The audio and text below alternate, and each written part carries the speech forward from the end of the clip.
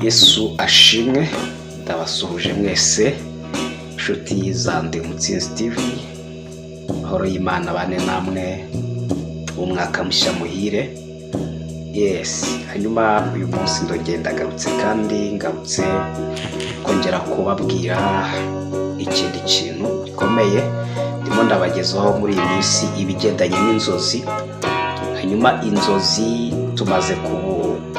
twamaze kubona inzozi zituruka ku mwuka wacu cyangwa se kuri kamere, hanyuma tubona n'izindi nzozi zituruka ku Mana.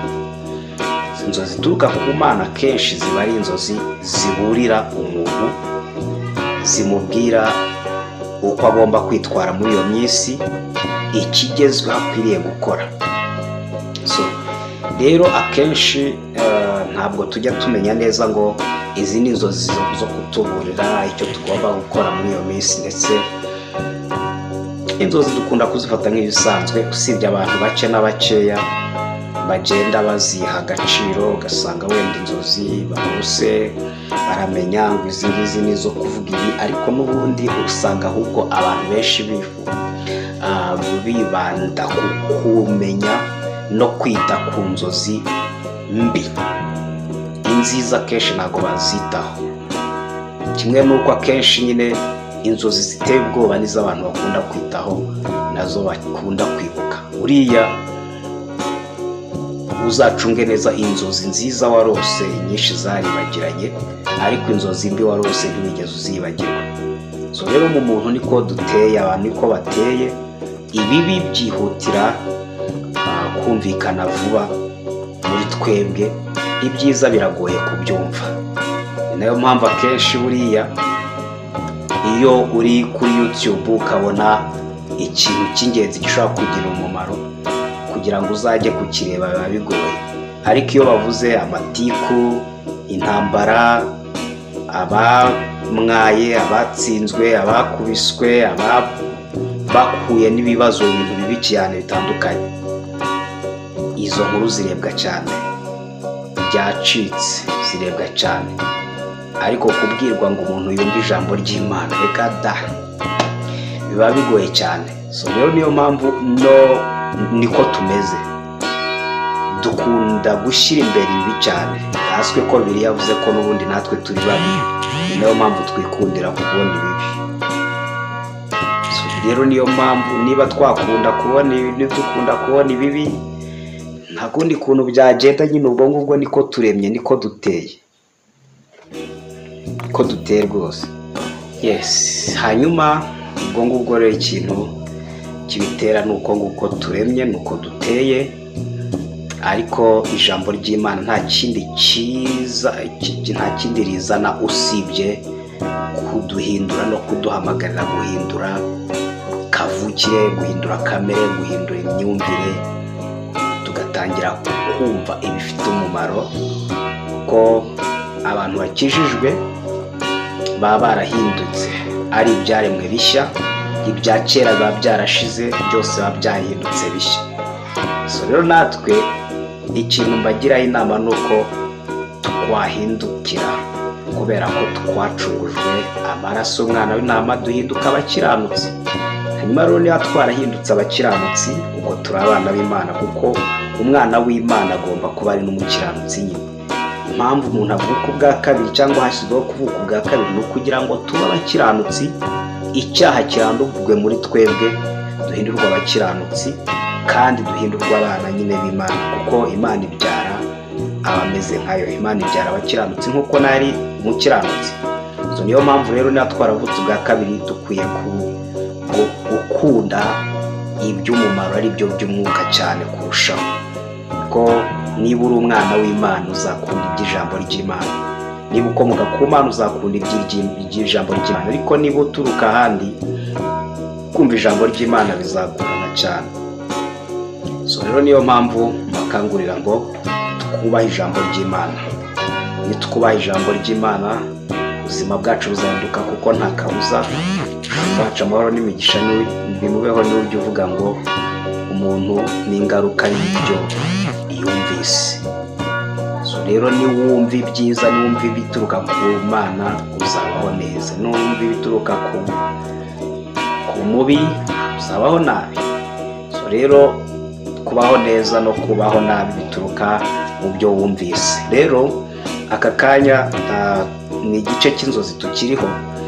Nababwiye gato ku nzozi z'abantu, inzozi zituruka ku mwuka wera cyangwa se n'izituruka ku mwuka wacu cyangwa se zituruka muri kamere yacu. Natwe tugira umwuka wacu, ari wo mwuka twahawe wa kera Imana yaduhumekeyemo, ari wo turemanywe. Hanyuma uwo mwuka nawe ushobora kuzana indoto, ibyifuzo, ukorana n'imitekerereze yacu uwo mwuka. Hanyuma rero niyo mpamvu dukwiye kubisobanukirwa. Hanyuma rero hari igihe Imana ibishaka kugukura hamwe kujyana ahandi, hakaba hari n'igihe kubuza kujya ahantu runaka ahubwo ishaka kukuyobora ahandi, ikaba ishaka kukubuza ibintu runaka ishaka gukora ibindi, hakaba hari ibyo ikubwira gukora igukura mu bindi. Birashoboka cyane. Muri Bibiliya rero twagiye tubonamo ingero zimwe z'abantu bagiye barota. Nababwiyeho ku rugero rwa Yosefu, Imana imubwira cyangwa marayika w'Uwiteka ngo amubonekera mu nzozi, aramubwira ngo ugisha umwana barashaka kumwica, arahunga. Urumva ko iyo nzozi yagize umumaro, kuko uyu munsi iyo ataza kwizera izo nzozi, Yosefu yateza kwizera izo nzozi, uyu munsi twararimbutse, kuko ntabwo twari kubona umukiza. Yesu yarahizwe cyane, ashaka kwicwa kugira ngo agakiza kataboneka. So niyo mpamvu inzozi, mu yandi magambo, inzozi zabayeho zaradukije. Izo nzozi zaje kuri Yosefu zatumye dukizwa natwe. So rero bivuge ko mu nzozi harimo ikintu kinini, cyangwa se harimo akamaro kanini dukwiye kwitaho. Habaye urupfu, habaye n'ubuzima. So rero ngiye kubahereza urugero rumwe rw'inzozi ituruka ku mwuka wera, urebe ko umwuka wera ntabwo ajya yibeshya, cyangwa se inzozi ziturutse ku mwuka wera cyangwa inzozi ziturutse ku Mana ntabwo zijya ziba zicanganye. Ntaho Bibiliya igaragaza inzozi zari zicanganye. Ziza zije kuvuga ikintu, ziba ziri straight, ntabwo ziba zigenda zikatakata, ntabwo zizanamo ibintu byinshi. Izituruka ku Mana zo ziba zitanga message yuzuye, kandi ziba zihuje n'ibyanditswe akenshi, icyo Imana itekereza kuri wowe.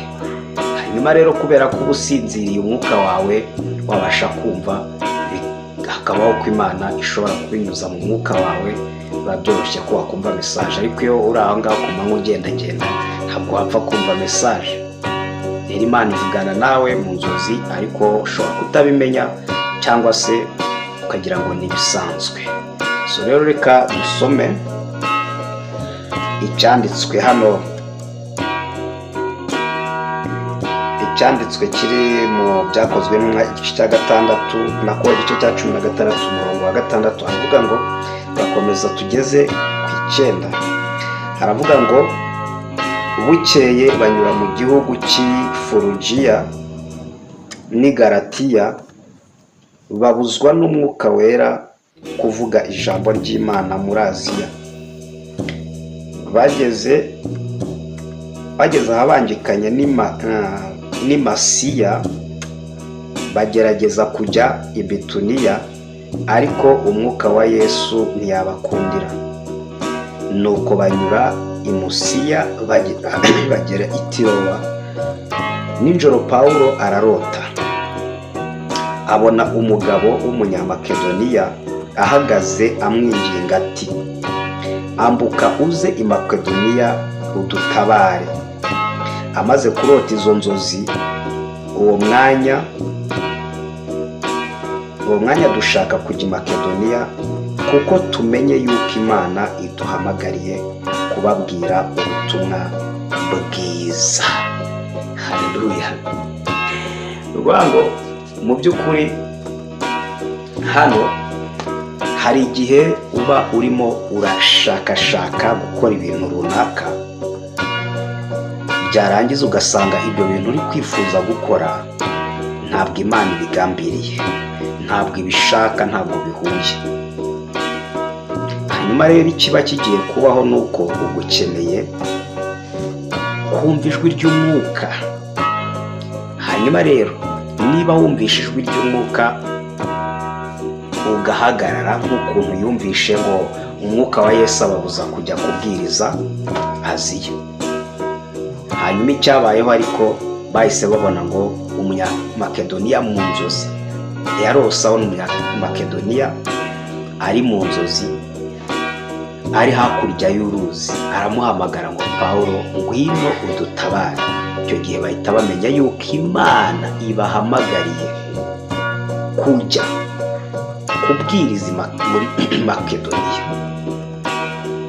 Urabona ko izi nzozi nta gucangana kwari kuri, babanje kubuzwa kwambuka ngo bajye muri Aziya, bararyama. Mu gihe baryamye baruhutse, inzozi ziba ziraje ngo umuntu w'i Makedoniya arimo aramuhamagara ngo ambukuze udutabare. Haleluya. Icyo gihe ntabwo ugomba gushidikanya. Niyo mpamvu akenshi nujya kubona ukabona inzozi zisobanura ibintu runaka neza gutyo, ubona nta gucangwa kurimo, izo nzozi nizo ziva ku Mana, ziva ku Mwuka. So rero ubimenye neza ko inzozi z'umwuka ziba ziringanye, ziba zitunganyije, nta micangacango irimo, ntabwo ari nk'inzozi z'umuruho. Hari igihe rero uba ufite ibibazo runaka, nanjye yewe nkashaka no kwicira inzira zo kugikemura, ariko naryama nkarota ibi cyangwa ibi. Ubwo za nzira nshobora kuzibara ko nabonye inzira zitandukanye n'izo nibwiraga. Icyo gihe nkahita nkurikira ubwo buyobozi bw'umwuka.